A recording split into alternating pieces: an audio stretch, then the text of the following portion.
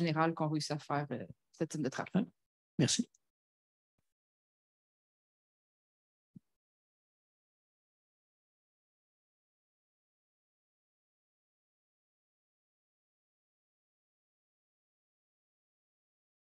Merci à Geneviève et Daniel. Et maintenant, on va passer la parole à Ivanka, qui va nous parler du BIM, entre autres, et de la préfabrication. Donc, je te laisse la parole. Merci beaucoup, Roland. Et merci à tout le monde d'être là. C'est un beau forum aujourd'hui, je trouve. Et je me sens un peu comme dans les premières années de BIM. Il n'y avait pas beaucoup de monde qui en faisait, mais il y avait des gens qui étaient intéressés. Puis après, vous savez, maintenant, c'est ce que j'appelle, moi, mainstream de digitalisation de la construction. Bon, je sais que ce n'est pas tout le monde qui l'utilise, mais quand même. Merci beaucoup, Mauricio. Alors, je suis la dernière. C'est où les minutes? La dernière parmi les présentations. Donc, quelques points que j'aimerais vous présenter aujourd'hui. Et j'espère que vous allez avoir des questions parce qu'au niveau de BIM, je dirais qu'il y a différents niveaux de maturité qu'on appelle, donc différents niveaux de connaissance et d'application de cette technologie. Donc, pour certains, je vais peut-être être, ben, je sais tout ça, puis pour d'autres, j'espère qu'il va y avoir des nouvelles choses quand même. Alors, je vais essayer d'avoir au moins 5 minutes pour des questions dans le cadre de mes 25 minutes.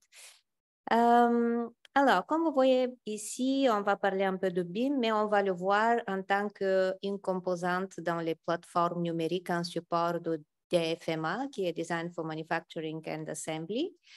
Et on va regarder un peu plus spécifiquement comment ça se passe, ce passage entre les différentes phases de projet, parce que vous savez que ce n'est pas le même niveau de détail et de précision qu'on va avoir au tout début du projet, tandis que pour la fabrication, on a besoin d'énormément de détails et de précision. Et on va voir quelques défis et comment BIM pourrait nous aider à les surmonter.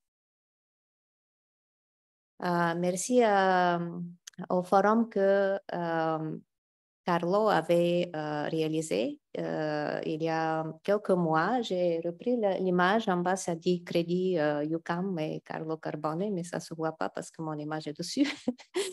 Et en fait, pourquoi j'ai repris cette image-là? C'est parce que on ne doit pas être répétitif et plate quand on fait de la préfabrication. Et ça, j'ai une formation d'architecte et je suis la première à le dire. Donc, des connexions de ce type-là, ça peut être quelque chose de super expressif au niveau esthétique, architectural et tectonique. Oui, alors, BIM et le renouveau de la fabrication et de préassemblage. Effectivement, ce n'est pas juste préfabrication, il y a aussi de préassemblage qui se passe à l'extérieur du chantier qui va être ramené, comme on vient de voir dans les dernières quelques présentations déjà, par nos conférenciers.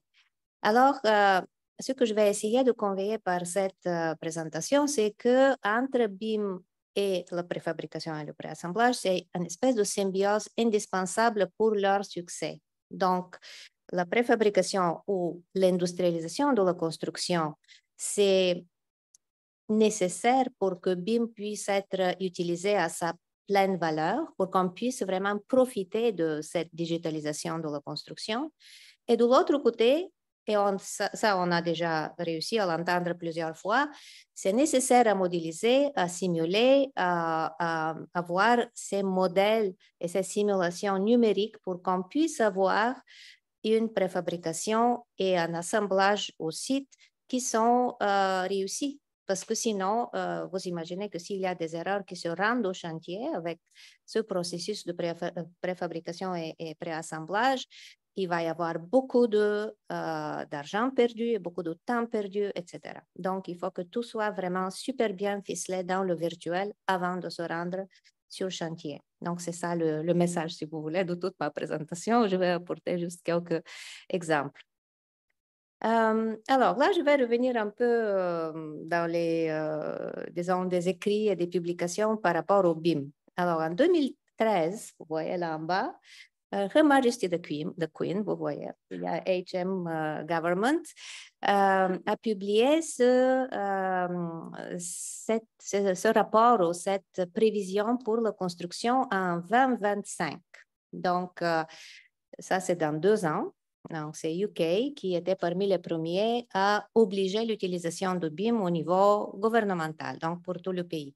Et ils avaient mis ces chiffres-là parce qu'ils prévoyaient qu'avec l'utilisation de BIM, on va avoir ce type de bénéfice. Donc, c'est énorme. Puis, quand on regardait ça dans les années 2015-2016, on se disait, c'est pas possible, ils sont en train de fabuler. Mais après, quand on lit le rapport, en fait, on voit que tous ces chiffres-là, il y a en arrière-plan ce qui est possible d'innover en utilisant le BIM ou la numérisation de la construction, parce que ce n'est pas juste BIM. Si on regarde la définition BIM, ça dépend quelle définition on prend, mais c'est une méthode de conception et de réalisation de projets collaboratifs qui est fondée sur les technologies numériques, n'est-ce pas, et dans lesquelles, vers ce modèle multidimensionnel, peuvent regarder tous les acteurs de projet pendant tout le cycle de vie de notre actif, n'est-ce pas? C'est ça la définition. Désolée, je ne l'ai pas mise. Mais on se rend compte qu'il faut vraiment aller vers l'industrialisation de la construction qui est rendue maintenant possible par le BIM, par la numérisation, pour qu'on puisse avoir ces chiffres-là. Alors, diminuer les émissions à gaz à effet de serre, 50% plus rapidement livrer les projets, diminuer les coûts et parce qu'ils sont sur une île, ben, ils veulent exporter aussi. Donc, ils veulent exporter. Et en fait, là, je vous ai mis aussi une définition, une pensée de Bilal Soukar, qui est un chercheur très connu au niveau mondial, sur le BIM. Il a dit à cette époque-là, BIM, c'est l'expression courante, it's the current expression of the digital construction, of the digitalization of construction, c'était en anglais. Donc, on dit BIM, mais en fait, on a vu tout ce mouvement vers la numérisation de la construction auquel on est en train d'assister aujourd'hui. Alors, comment ça se passe maintenant au Canada et au Québec? Le Canada, c'est un des seuls pays dans le G7 sans mandat pour le BIM au niveau gouvernemental. Mais ce n'est pas le cas au Québec parce que vous connaissez déjà toutes les initiatives qu'on a.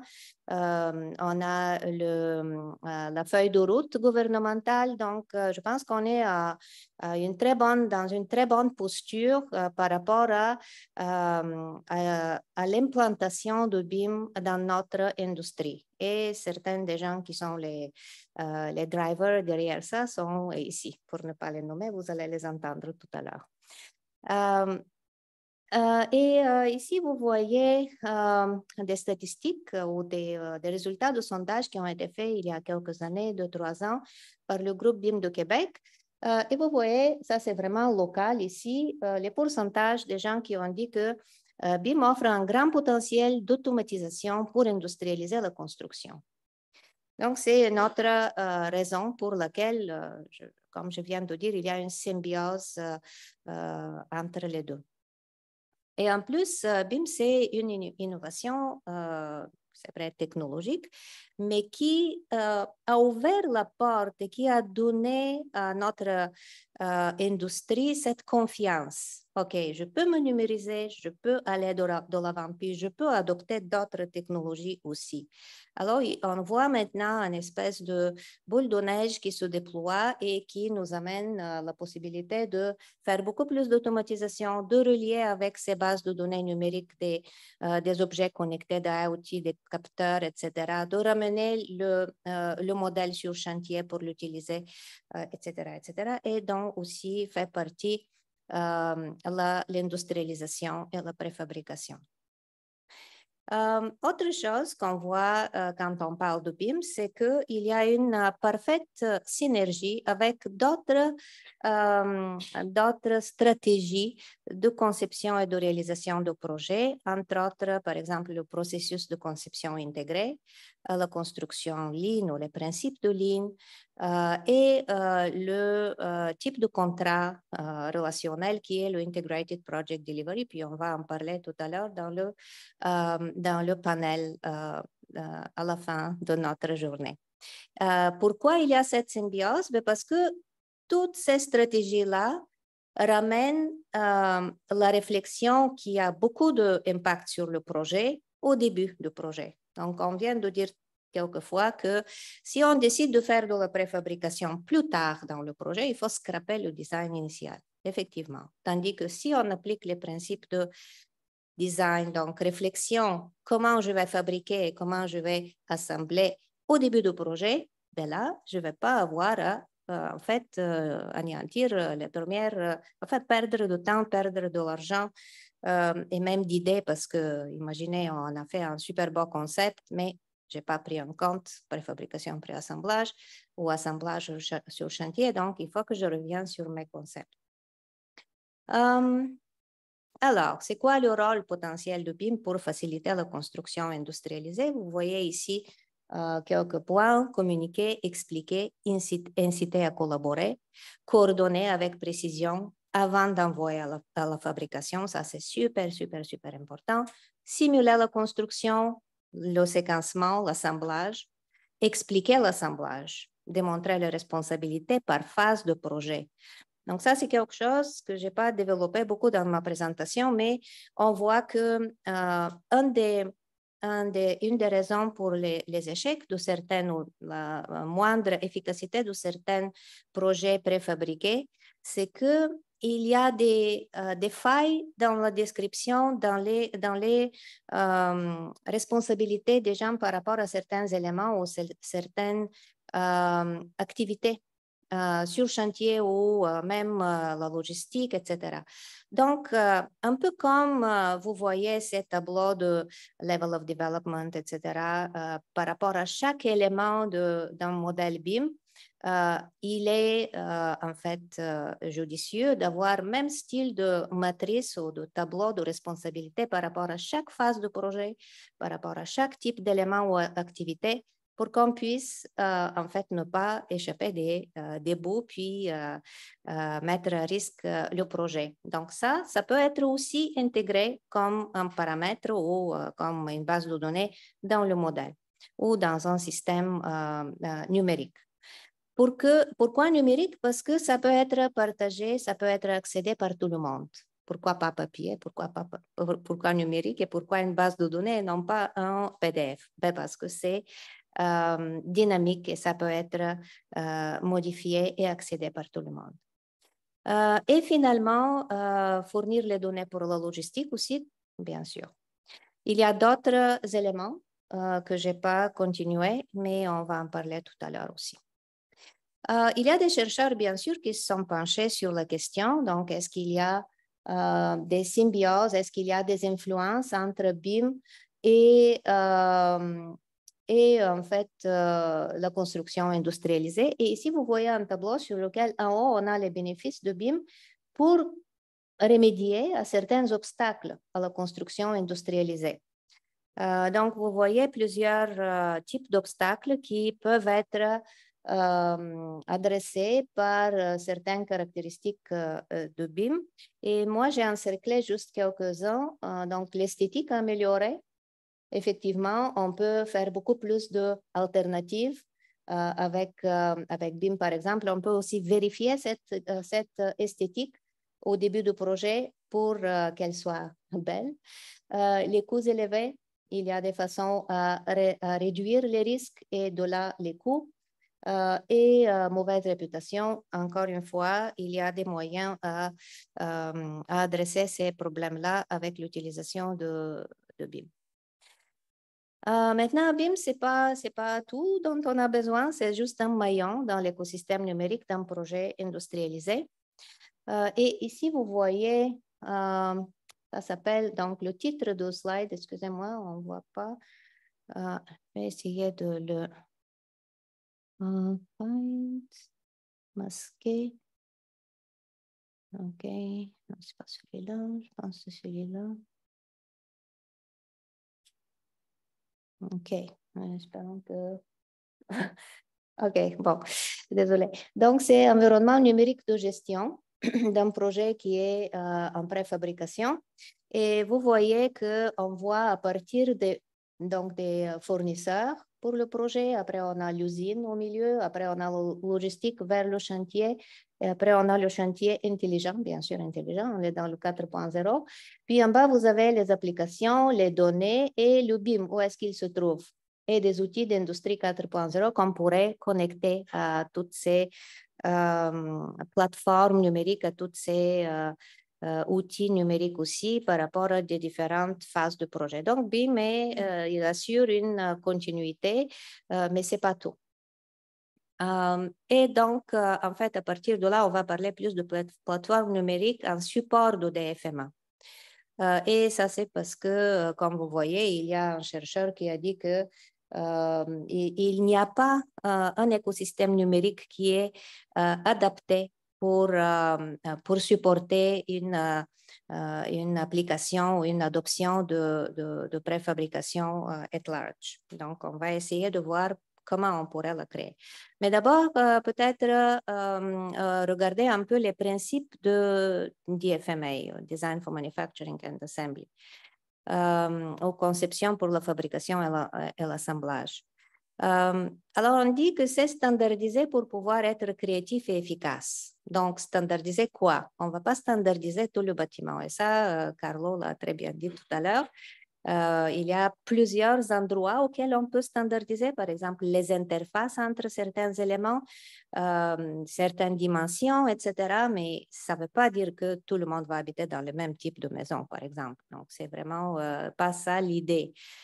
Mais j'avoue que c'est la façon la plus simple de faire de la préfabrication. C'est pour ça qu'on voit beaucoup aujourd'hui la répétitivité. Et je vais revenir sur ce concept aussi vers la fin. Donc, vous voyez ici plusieurs caractéristiques de Design for Manufacture and Design for Assembly. Donc, vous les connaissez peut-être. Minimize and manage interfaces, including templates, reduce assembly risks, make some sub-assemblies easy. Alors, il y a cette idée aussi qui viennent des automobiles, mais aussi des bateaux, de travailler en des préassemblages qui deviennent de plus en plus grands. Donc, disons, on a 20 pièces qu'on va d'abord préassembler en 4 plus grandes pièces, puis après, les 4, on va assembler en une pièce qu'on va apporter dans l'usine, etc. Donc, tout ça, c'est des principes qui sont directement pris de manufacturiers et qu'on essaye d'adapter aujourd'hui pour la construction. On essaye de les adapter encore. C'est vraiment pas quelque chose qui est acquis. Mais il faut dire que on revient de nouveau à UK, donc les Royal Institute of British Architects ont publié ce phasage d'un projet d'architecture et vous voyez que dans le phasage, ici, on a Manufacturing and Construction. Donc, c'est vraiment, ça c'est leur idée d'application de DFMA dans la construction et ils mettent l'accent qu'il faut qu'on prenne en considération la fabrication et l'assemblage dès le début de design. Et ça, c'est un dessin qui est fait par Bryden Wood, notre compagnie que Carlo vient de mentionner dans sa présentation. Et vous voyez ici, donc ça c'est le site, c'est là que tout est en train de s'assembler, mais il y a plein d'autres composants dans ce processus-là. Et en fait, tout ce beau monde doit travailler en collaboration et en connaissance de qu'est-ce que les autres font et à quel moment qui doit faire quoi, qui doit livrer ou produire et de quelle façon, en fait, ce qui va être produit ici va être possible d'être agencé sur le site. Donc, c'est vraiment la collaboration et le partage d'informations, pas seulement depuis le design vers la fabrication, mais aussi de la fabrication et l'assemblage vers le design. Et ici, avec une étudiante au doctorat qui est maintenant professeure à l'UQAM, Sarah Rancoy, on a essayé de faire une cartographie de ce processus de design for manufacturing and assembly pour la construction. Et dans ce processus, on a effectivement mis la nécessité d'avoir une plateforme multidimensionnelle de BIM qui est sur le cloud et qui peut aussi être connecté avec des objets connectés vers la réalité. On s'est aussi rendu compte que pour qu'on puisse facilement transformer un modèle BIM comme on le connaît, et très souvent vous avez mentionné Revit, mais ça peut ne pas être exactement Revit, anyway, c'est un modèle BIM, pour qu'on puisse le rendre fabricable, on a souvent besoin de ce qu'on appelle des configurateurs. Donc, vous voyez ici avec le numéro 1, 2, 3, j'ai mis les endroits où on a besoin de ces configurateurs-là pour faciliter ou pour automatiser certains processus. On va voir maintenant, oui, donc par rapport aux plateformes numériques, on a fait certaines explorations des plateformes les plus utilisées pour la gestion de la construction, donc de la conception et de la construction. Aujourd'hui, ici, dans notre monde occidental, et parmi, j'ai pris juste 3, il y en a beaucoup plus, mais disons que celles-là sont parmi les plus utilisées. Et on se rend compte qu'il en manque des fonctionnalités spécifiques au design for manufacturing and assembly. Donc, ça prendrait de la personnalisation, d'ajout de fonctionnalités pour qu'on puisse prendre en charge ces besoins. Et maintenant, par rapport au configurateur. Donc, comment de l'idée, OK, je vais faire, par exemple, on prend un exemple de un bâtiment multi-logement, multi-étage. J'ai cette idée, j'ai un terrain, puis comment je vais faire les premiers pas pour faire la conception, la planification de ce bâtiment-là. Donc, il y a un type de configurateur pour ça. Puis comment je vais optimiser cette conception en vue de la fabrication et après comment cette conception que j'aurais déjà fait, comment je vais la transformer en fabricable. Et un autre exemple de notre chercheur, un autre groupe de chercheurs plutôt, qui ont décrit 3 types de configurateurs. Donc, comme je viens de les mentionner, le premier, c'est sur le terrain, je vais, dépendamment de combien d'étages j'aimerais construire et combien de nombre de logements, par exemple, je vais avoir. Ça, c'est au niveau le plus général, planification. Après, je peux introduire le nombre et le type de logement que j'aimerais avoir. Et ce qui est intéressant, en même temps, j'ai des dashboards, en fait. J'ai des indicateurs par rapport par exemple, à la superficie construite, par rapport à combien de logements, à une chambre, à 2 chambres, etc., je peux avoir. Et je peux aussi avoir le calcul carbone si j'introduis le type de préfabrication que je vais faire, donc les matériaux qui vont entrer dans ces structures-là.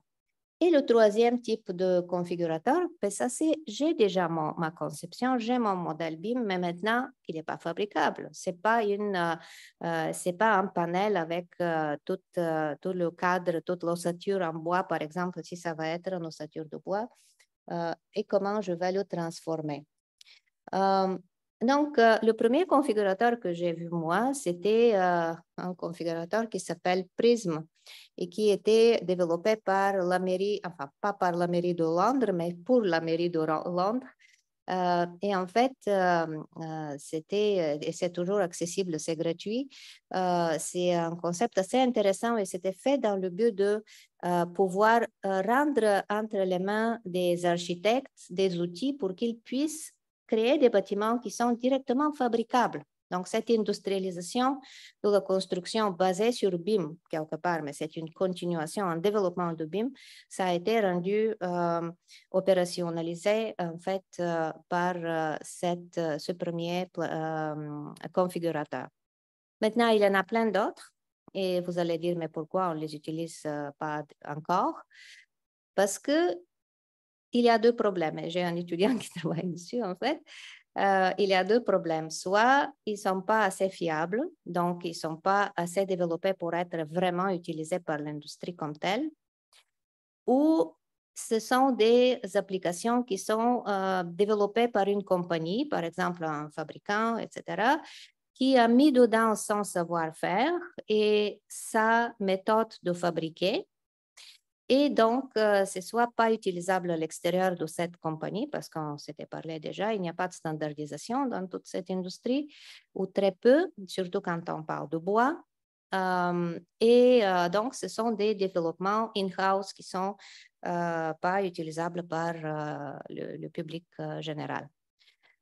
Maintenant, vous voyez ici certaines étapes et l'accent ici est surtout par rapport à quelle information est nécessaire et à quel niveau de détail on doit avoir cette modélisation avec l'évolution du projet. Pour les manufacturiers, qu'est-ce que ça veut dire? Donc, vous voyez ici des exemples de bois d'ingénierie. Ça, c'est de Brock Commons, grand bâtiment 12 ou 14 étages à Vancouver, qui était un des meilleurs exemples de ce type de construction dans le monde il y a quelques années. Et quelques configurateurs de fabrication. Donc, vous voyez ici, ce sont des logiciels qui vont prendre notre modèle BIM, comme on le connaît, avec juste des coupes très schématiques de toiture, de murs, etc., et qui vont en fait générer ces éléments de fabrication pour les différents types de construction. Donc, vous avez bois massif, vous avez voilà ici de la structure en métal, etc. Il y en a aussi pour le béton. Une application de QWeb avec des plugins dans Revit qui facilitent l'utilisation de leur type de préfabrication, en fait, pour les architectes.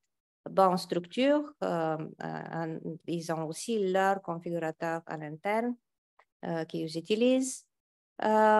Et il y a d'autres types de logiciels ou de plateformes qui vont se pencher sur d'autres parties du processus. Alors, soit le processus en général, avec les fournisseurs, avec tout ce qui se passe autour de la production, ou soit la logistique, par exemple, ou tout ensemble. Et donc, ici, dans le cadre d'un projet GoKit avec lequel on a travaillé avec Carlo et avec Stéphane aussi et d'autres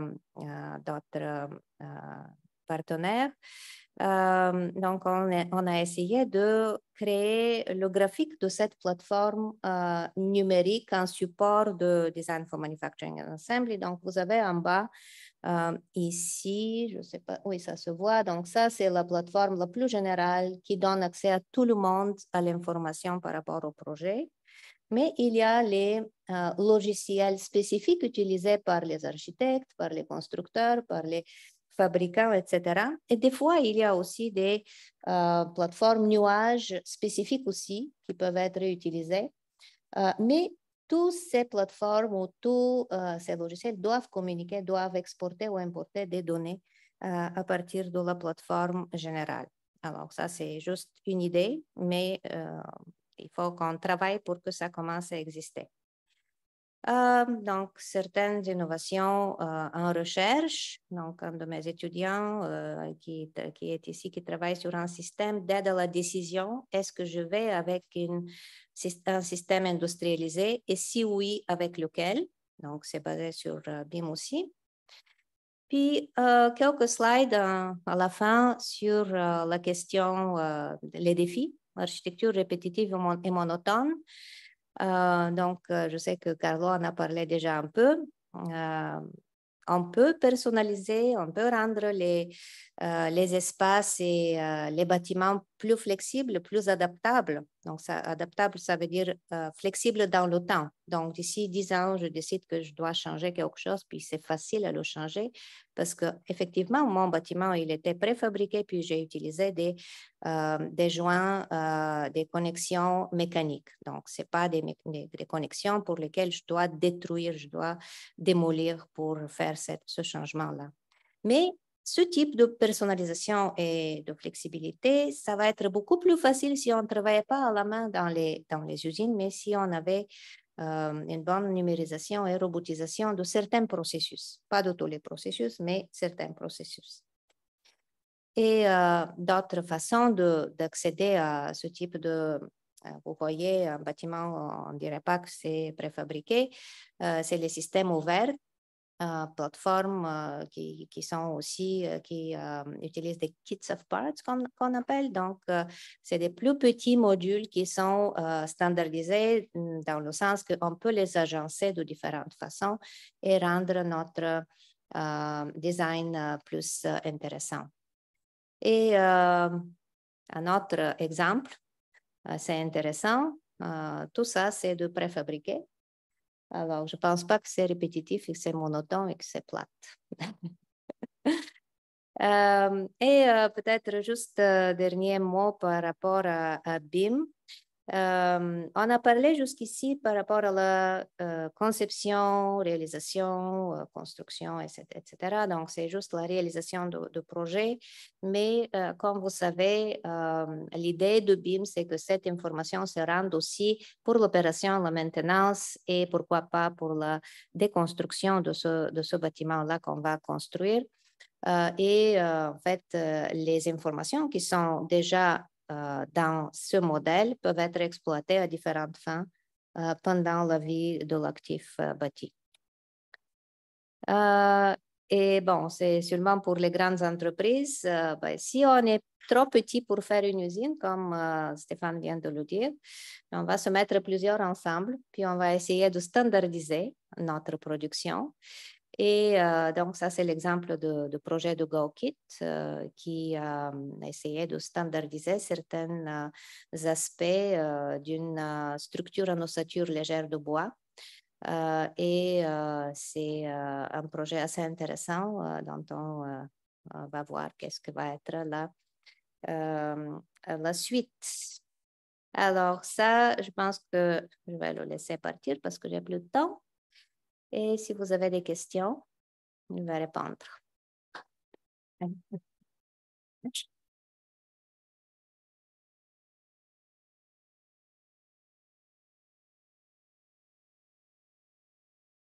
J'ai une question sur les statistiques qui étaient exposées en Angleterre.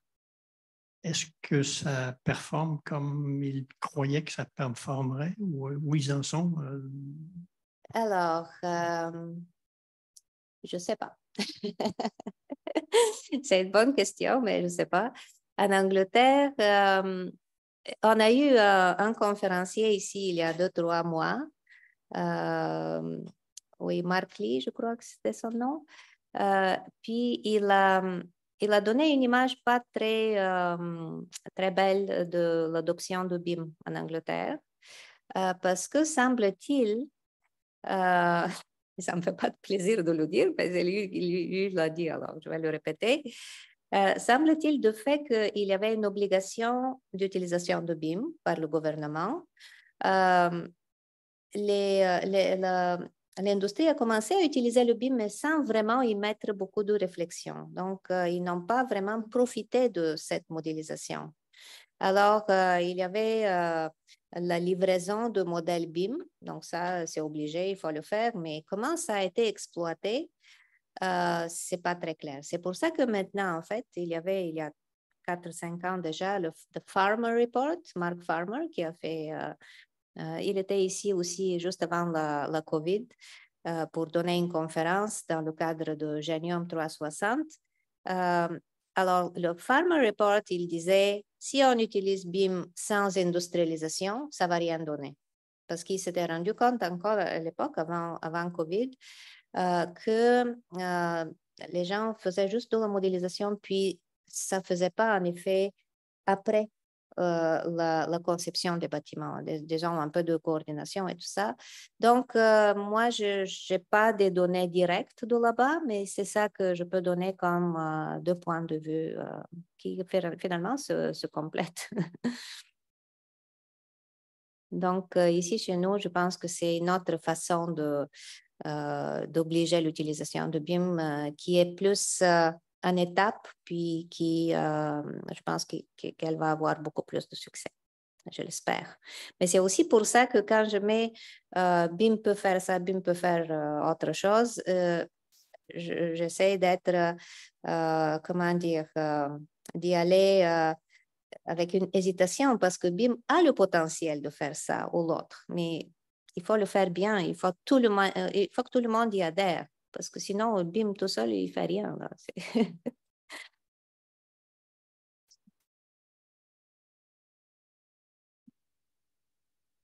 C'était très clair, Ivanka.